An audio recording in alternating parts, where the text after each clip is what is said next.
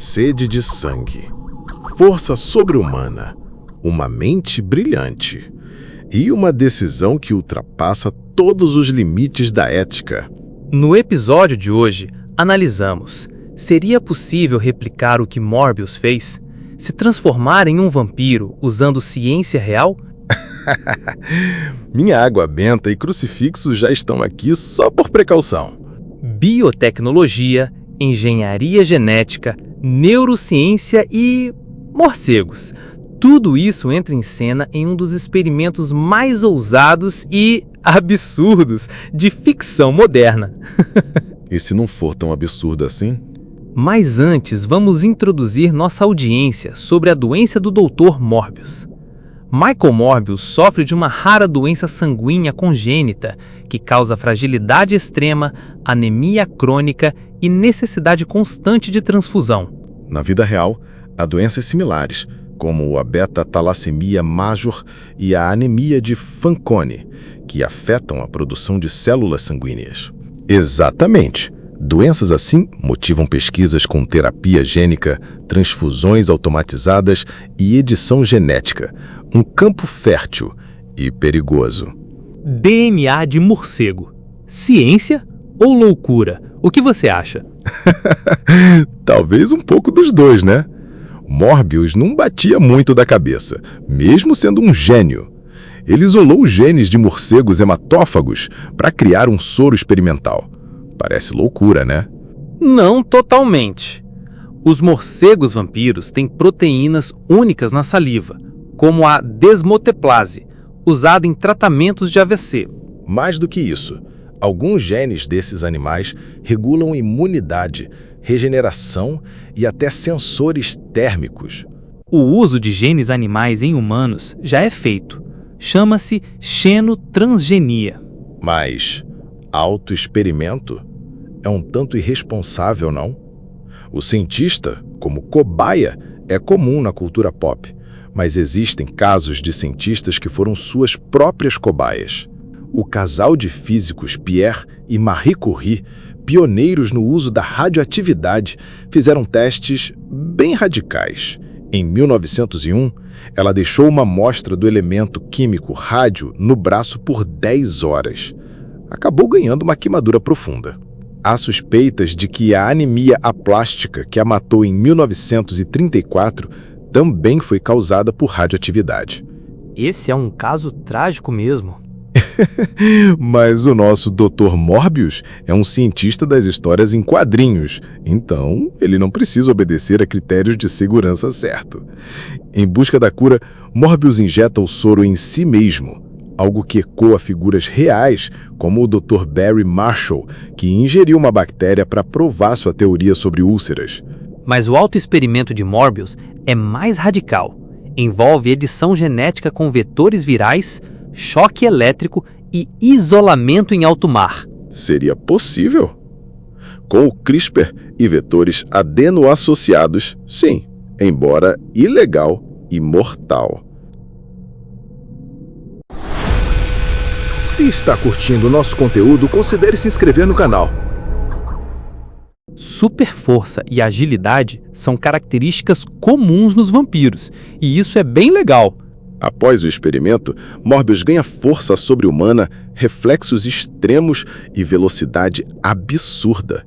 Alterações musculares tão rápidas exigiriam reestruturação total de fibras, consumo energético absurdo e ossos reforçados. Estudos com miostatina, uma proteína que inibe crescimento muscular, mostram que sua inibição gera hipertrofia extrema em animais. Mas sem efeitos colaterais? Impossível. A ciência cobra caro. E a ecolocalização? Sentir o mundo com um som. O que você acha? Morbius enxerga o mundo através do som, como os morcegos. Seria parte boa do processo. Concordo. Mas você sabe que esse fenômeno é real. A ecolocalização humana existe. Alguns deficientes visuais aprendem a detectar objetos por meio de cliques vocais. Mas para alcançar o nível de Morbius, seria preciso modificar o cérebro e os ouvidos em nível neurosensorial profundo. Agora a parte que a ciência cobra o seu preço. Dependência de sangue. Ciência ou simbolismo? O personagem precisa se alimentar de sangue. É de dar medo. Mas isso faz sentido? Transfusão sanguínea constante não é nova. O que é novo é a ideia de metabolizar o sangue como fonte primária de energia. Se pensarmos em sangue como um coquetel de nutrientes, ferro, proteínas, glicose, isso até faria sentido para um organismo modificado. Mas o problema é o preço. Toxinas, desequilíbrio químico, sobrecarga renal seria insustentável. E a transformação física, penzas, pele e olhos, tudo bem dramático. Só um pouquinho. Morbius muda fisicamente. Olhos de predador, pele pálida, presas. Se era para parecer um morcego, ele conseguiu.